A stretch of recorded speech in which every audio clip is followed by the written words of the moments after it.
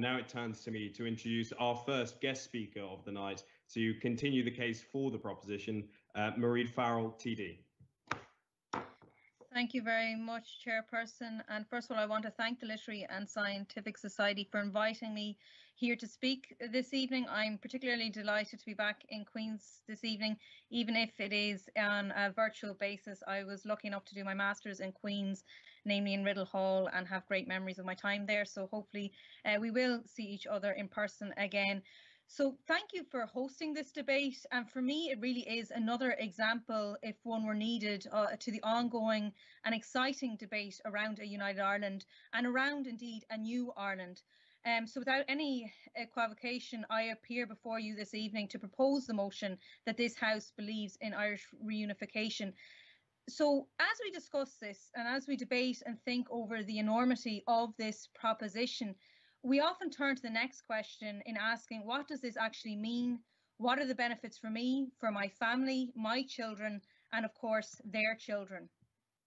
And in particular, I'd like to focus on the issues around the economics. And the reality is that the partition of this island has resulted in periphery status, and this has been felt most acutely in the border region. We are in an island with two different currencies, two sets of bureaucracy and back-to-back development.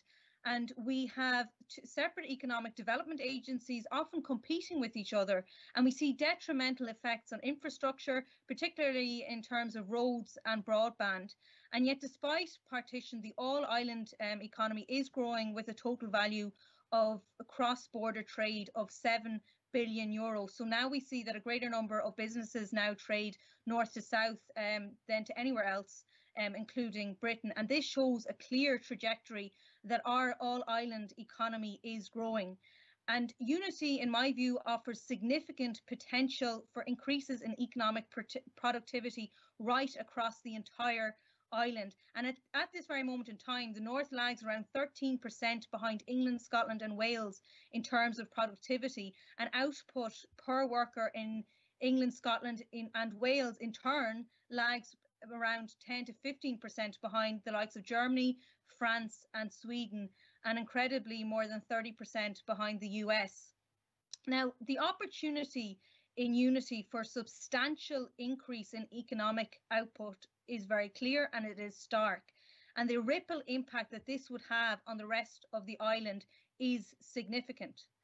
So while some in the south might think that they're content with what they have, the reality is that a united Ireland with a focused approach to economic output and productivity provides a very serious and very real chance for the economy of the entire island to grow exponentially and ensure that life chances, jobs, prosperity, and in turn, frontline public services all receive a boost, and that the standard of living for each of the citizens across the island increases.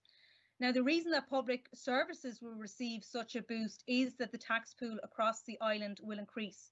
And leaving aside any payment the British government will make as a result, the North, once unified with the rest of the island, will become an integral part of the island and will also become a high-performing part of the island. And with more inward investment and a focus on entrepreneurship and Indigenous businesses, the North will become, in a short space of time, an even more prosperous part of the island, and again contributing to a central tax pot in Dublin, which in turn will be distributed across the island into public services, into infrastructure, into education, into housing and into health. And I have to say that personally, I struggle to identify a more simple way that the island can grow from an economic perspective. Unity in terms of people and economics is the obvious way for our island to grow.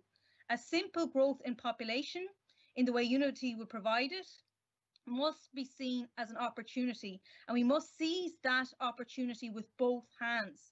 And the North has many renowned industries and a well-educated workforce, but it needs improvement, and unity can provide the platform on which the North can build. But not just the North, the island as a strong, unified nation will present as a confident, attractive option to international capital and international talent. And unification, of course, addresses the lack of consent within the North, lack of political autonomy, even if fiscal powers were devolved. And we see an issue like Brexit could see our future determined by voters in Britain. So even in terms of Brexit, even the most vociferous of opponents to unity admit that this conversation has been changed, and it has been changed most fundamentally and permanently by the 2016 Brexit referendum. And Brexit has meant that those both North and South who didn't wake up every day consumed with the question about their constitutional future now look to the future and want to be part of just such a conversation. And in the North, the majority of citizens have been removed from the EU against their will, and the anti-democratic nature of this resonates presently and will continue to do so into the future. And unification would mean the re-entry of the entire island to the EU as per the 2017 European Council statement, which would mean access to financial markets and EU funding streams. Now, Brexit has shown us quite simply how not to run a constitutional referendum, and our future is far too important to risk by painting a lie on the side of a double-decker bus or whipping up sentiments or refighting old battles. But what is key here is that it is not simply to unify a country, as we must also prepare for it, and we must discuss how we want to shape an island with our eyes not on the previous 100 years, but on the next 100 years. And unification isn't simply about erasing 500 kilometers of a border from a map, but it is also about embracing reconciliation as we leave our conflicted past, and it's also about eradicating sectarianism.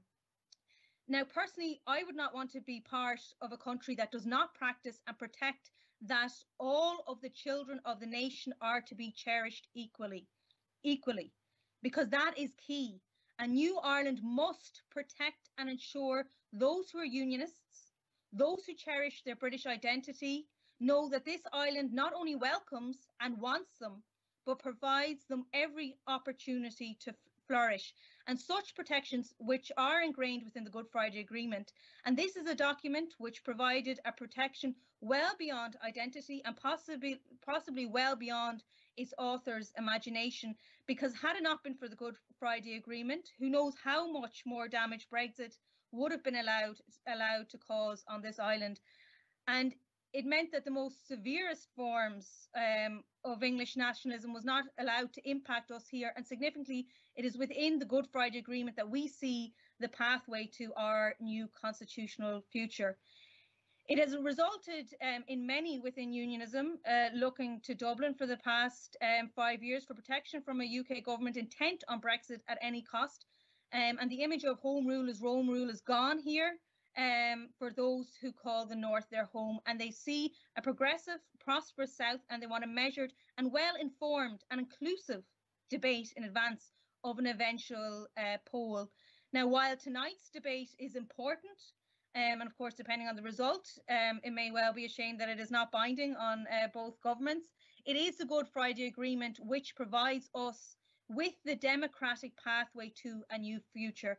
And this debate adds to the discussion, and I absolutely commend the organisers again for hosting it.